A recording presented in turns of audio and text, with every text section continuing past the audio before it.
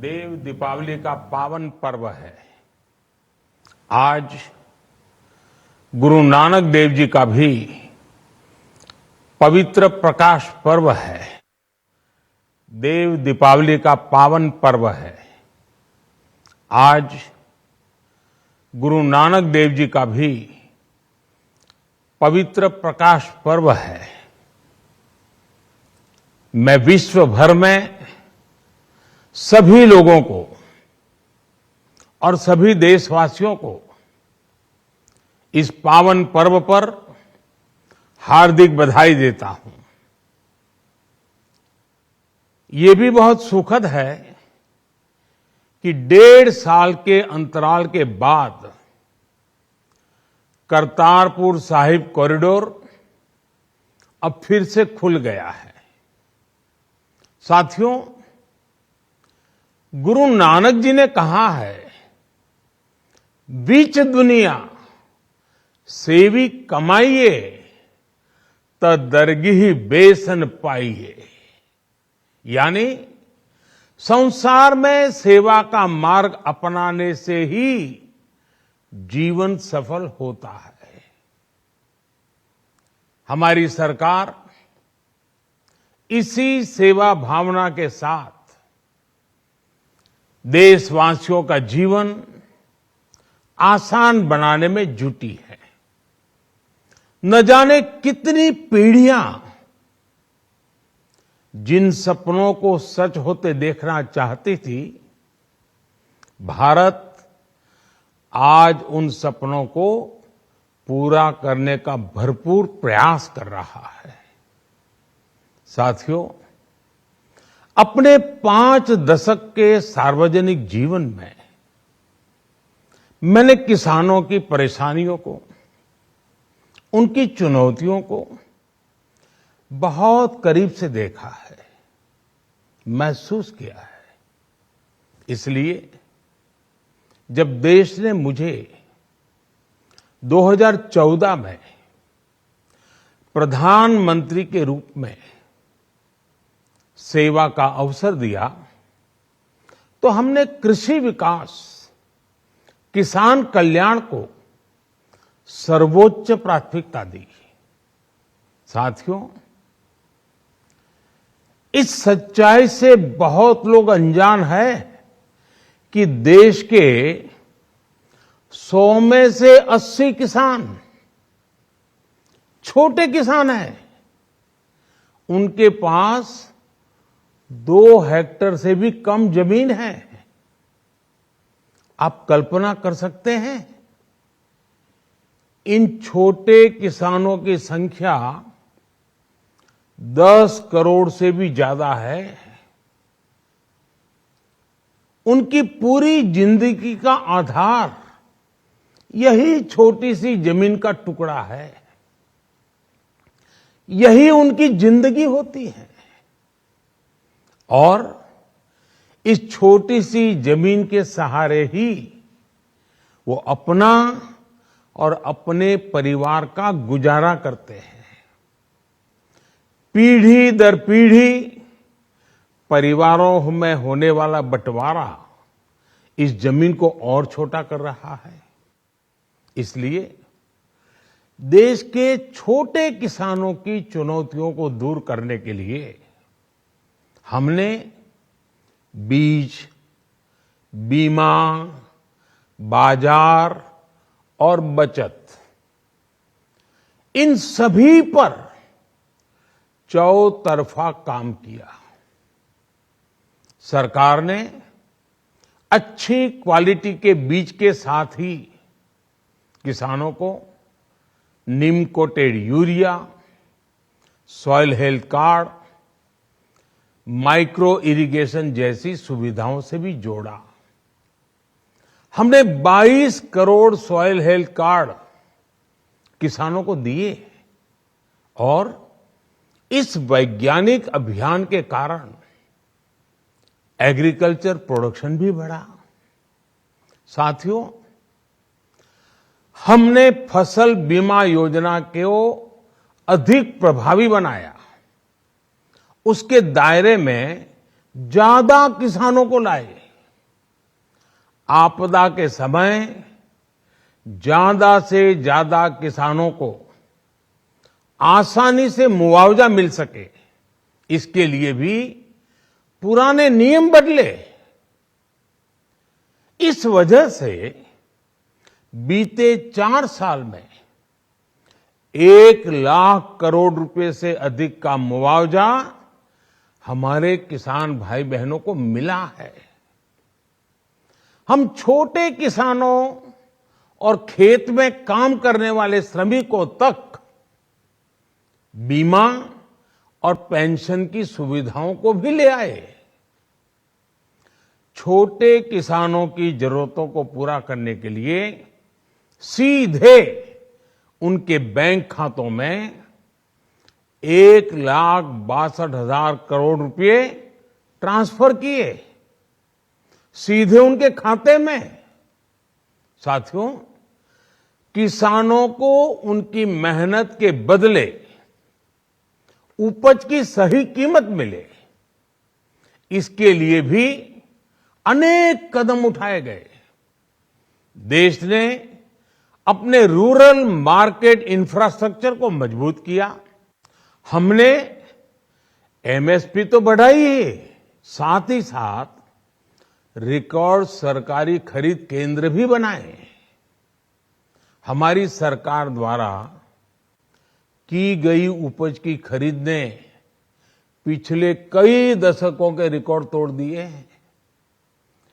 देश की 1000 से ज्यादा मंडियों को ई नाम योजना से जोड़कर हमने किसानों को कहीं पर भी अपनी उपज बेचने का एक प्लेटफॉर्म दिया।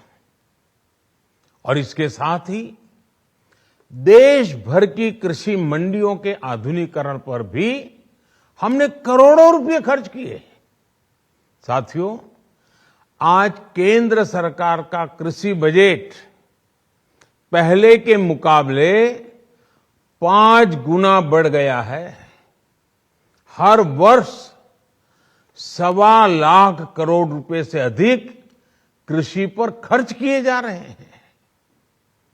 1 लाख करोड़ रुपए के एग्रीकल्चर इंफ्रास्ट्रक्चर फंड के माध्यम से गांव और खेत के नजदीक भंडारण, इसकी व्यवस्था, कृषि उपकरण जैसी अनेक सुविधाओं का विस्तार, ये सारी बातें तेजी से हो रही है।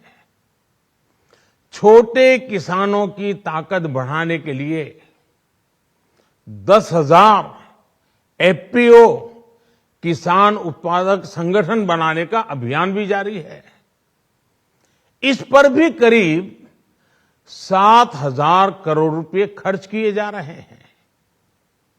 माइक्रो इरिगेशन फंड के आवंटन को भी 2 गुना करके 10,000 करोड़ रुपए कर दिया गया है। हमने क्रॉप लोन भी 2 गुना कर दिया, तो इस वर्ष 16 लाख करोड़ रुपए हो जाएगा। अब पशुपालकों को मछली पालन से जुड़े हमारे किसानों को भी किसान क्रेडिट कार्ड का लाभ मिलना शुरू हो गया है। यानी हमारी सरकार किसानों के हित में हर संभव कदम उठा रही है, लगातार एक के बाद एक नए कदम उठाती जा रही है।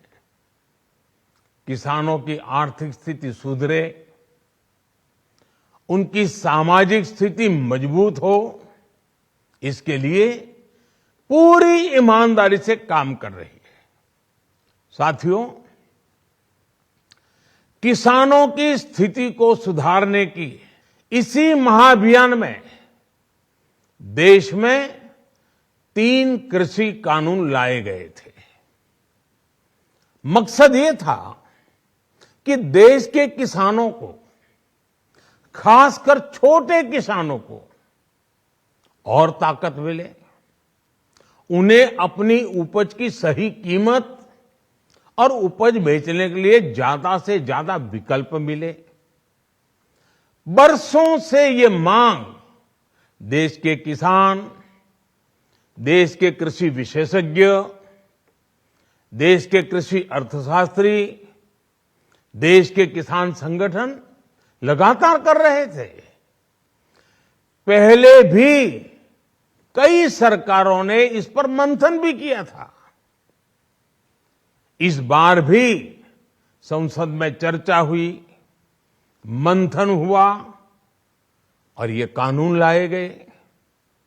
देश के कोने कोने में कोटि कोटि किसानों ने, अनेक किसान संगठनों ने इसका स्वागत किया, समर्थन किया। मैं आज उन सभी का बहुत बहुत आभारी हूं, धन्यवाद करना चाहता हूं। साथियों, हमारी सरकार किसानों के कल्याण के लिए, खासकर छोटे किसानों के कल्याण के लिए, देश के कृषि जगत के हित में, देश के हित में, गांव गरीब के उज्जवल भविष्य के लिए पूरी सत्यनिष्ठा से, किसानों के प्रति पूर्ण समर्पण भाव से, नेक नियत से ये कानून लेकर आई थी।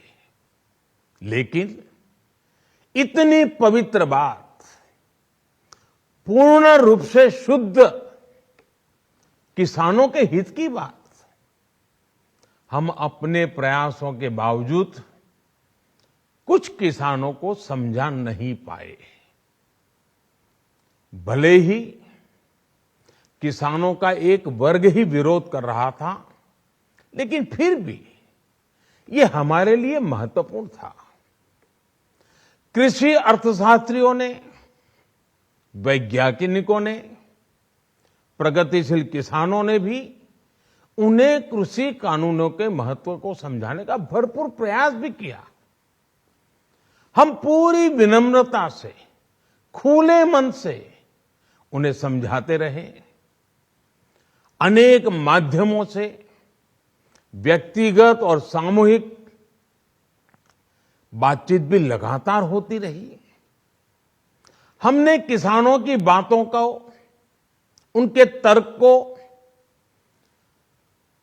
समझने में भी कोई कोर कसर बाकी नहीं छोड़ी। कानून के जिन प्रावधानों पर उन्हें ऐतराज था, सरकार उन्हें बदलने के लिए भी तैयार हो गई। 2 साल तक हमने इन कानूनों को सस्पेंड करने का भी प्रस्ताव दिया। इसी दौरान ये विषय माननीय सर्वोच्च न्यायालय के पास भी चला गया। ये सारी बातें देश के सामने है, इसलिए मैं इनके अधिक विस्तार में नहीं जाऊंगा।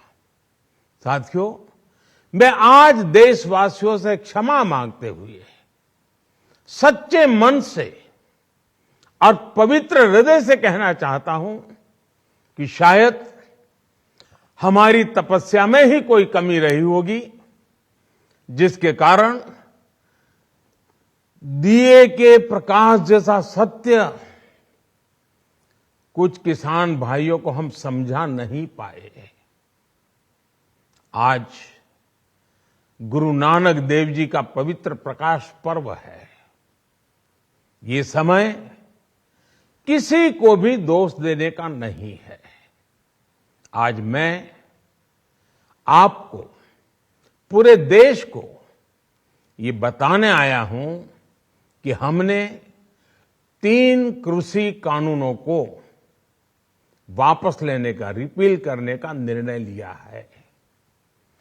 इस महीने के अंत में शुरू होने जा रहे संसद सत्र में, इसी महीने में, हम तीनों कृषि कानूनों को रिपील करने की संवैधानिक प्रक्रिया को पूरा कर देंगे। साथियों, मैं आज अपने सभी आंदोलनरत किसान साथियों से आग्रह कर रहा हूं, आज गुरु पर्व का पवित्र दिन है। अब आप अपने अपने घर लौटे, अपने खेत में लौटे, अपने परिवार के बीच लौटे। आइए एक नई शुरुआत करते हैं, नए सिरे से आगे बढ़ते हैं। साथियों, आज ही सरकार ने कृषि क्षेत्र से जुड़ा एक और अहम फैसला लिया है। जीरो बजट खेती यानी प्राकृतिक खेती को बढ़ावा देने के लिए देश की बदलती आवश्यकताओं को ध्यान में रखकर क्रॉप पैटर्न को वैज्ञानिक तरीके से बदलने के लिए एमएसपी को और अधिक प्रभावी और पारदर्शी बनाने के लिए ऐसे सभी विषयों पर भविष्य को ध्यान में रखते हुए निर्णय लेने के लिए एक कमेटी का गठन किया जाएगा। इस कमेटी में केंद्र सरकार, राज्य सरकारों के प्रतिनिधि होंगे, किसान होंगे, कृषि वैज्ञानिक होंगे, कृषि अर्थशास्त्री होंगे। साथियों, हमारी सरकार किसानों के हित में काम करती रही है और आगे भी करती रहेगी। मैं गुरु गोविंद सिंह जी की भावना में अपनी बात समाप्त करूंगा। देहि शिवावर मोहे इहे, शुभ कर्मन ते कबहू न टरो। हे देवी, मुझे ये वर दीजिए कि मैं शुभ कर्म करने से कभी पीछे ना हटूं। जो किया किसानों के लिए किया, जो कर रहा हूं देश के लिए कर रहा हूं। आप सभी के आशीर्वाद से मैंने मेहनत में पहले भी कोई कमी नहीं की थी। आज मैं आपको विश्वास दिलाता हूं कि अब और ज्यादा मेहनत करूंगा ताकि आपके सपने साकार हो सके, देश के सपने साकार हो सके। आपका बहुत बहुत धन्यवाद।